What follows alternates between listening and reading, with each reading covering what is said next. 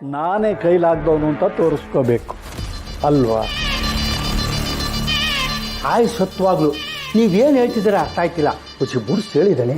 ಛತ್ರಿ, ಆ ಶಿವು ಮತ್ತು ಪಾರ್ವತಿಗೆ ಶಾರದಿ ಸಿಕ್ಬಿಟ್ಲು ಅನ್ನೋ ವಿಷಯ ಗೊತ್ತಾದ ಮೇಲೆ ಭಯ ಶುರು ಆಗೋಯ್ತು ಕಣೋ.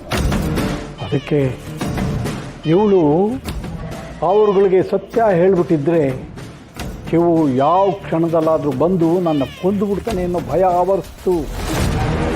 ಜೀವ ಉಳಿಸ್ಕೊಂಡಿದ್ರೆ ಮುಂದೆ ಏನು ಬೇಕಾದರೂ ಮಾಡಬಹುದು ಅನ್ನೋದಕ್ಕೋಸ್ಕರ ಮೈ ಕೈಯೆಲ್ಲ ಸೆಟ್ಕೊಂಡಿರೋ ಒಂಥರ ಬಿದ್ದುಕೊಂಡೆ.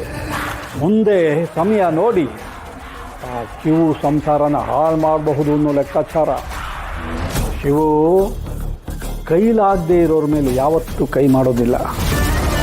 ಅಕಸ್ಮಾತ್ ಅವನಿಗೆ ಸತ್ಯ ಗೊತ್ತಾಗಿ ಕೋಪದಿಂದ ಸೀದಾ ನಮ್ಮನೆಗೆ ಬಂದರೂ ನಾನಿರೋ ಪರಿಸ್ಥಿತಿ ನೋಡಿ ಏನು ಮಾಡೋದಿಲ್ಲ.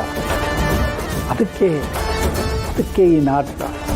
ನನ್ನ ಜೀವ ಉಳಿಸ್ಕೊಂಡಿದ್ದೆ ತಾನೇ ನಾನು ಇದುವರೆಗೂ ಅಂದ್ಕೊಂಡಿರೋದನ್ನು ಸಾಧಿಸೋದಕ್ಕೆ ಸಾಧ್ಯ.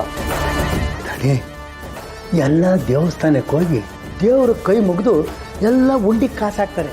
ಆದರೆ ನೀವು ದೇವಸ್ಥಾನಕ್ಕೆ ಹೋಗಿ ಉಂಡಿ ಕೈ ಮುಗಿದು ದೇವ್ತಾವೇ ದುಡ್ಡು ಕೇಳ್ತೀರಾ ಅನ್ನೋ ಜನ ಅಂತ ಗೊತ್ತಿರಲಿಲ್ಲ ದಣಿ.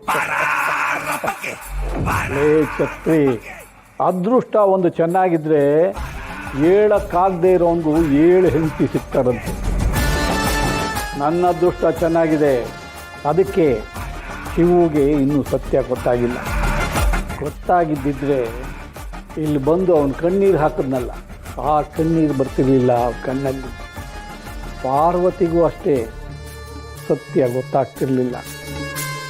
ಆದರೆ ಈ ಶಾರದಿ ಯಾಕೆ ಅವ್ರ ಹತ್ರ ಸತ್ಯನ ಹೇಳಿಲ್ಲ ಅನ್ನೋದೇ ನನ್ನ ಯಕ್ಷ ಪ್ರಶ್ನೆ ಕಣ.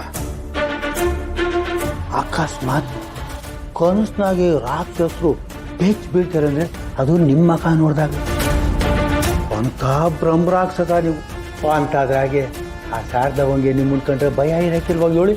ಉರಿದವನು ಊರು ಬಿಟ್ಟರೆ ಮೆರೆದವನು ಮನೆಯೇ ಬಿಟ್ಟಂತೆ. ಆದರೆ ಈ ವೀರಭದ್ರ ಕಣ್ಣು ಬಿಟ್ಟರೆ ಊರು ಮನೆ ಎರಡೂ ಬಿಡಬೇಕಾಗತ್ತೆ ಅಂತ ಆ ಶಾರದಿಗೆ ಚೆನ್ನಾಗಿ ಗೊತ್ತು. ಅದಕ್ಕೆ ಮಗ ಸೊಸೆ ಕೈಗೆ ಸಿಕ್ಕರೂ ಕೂಡ ಅವ್ರ ಮುಂದೆ ಇವಳು ಸತ್ಯನ ಬಿಚ್ಚಿಟ್ಟಿಲ್ಲ. ಆದರೆ ಕಳೆದ ಸಾರ್ತಿ ನಾನು ಹಾರ್ಟ್ ಅಟ್ಯಾಕ್ ಅಂತ ನಾಟಕ ಮಾಡಿದ್ದನ್ನು ಪಾರ್ವತಿ ಹೇಗೋ ಕಂಡು ಹಿಡಿದ್ಬಿಟ್ಲು.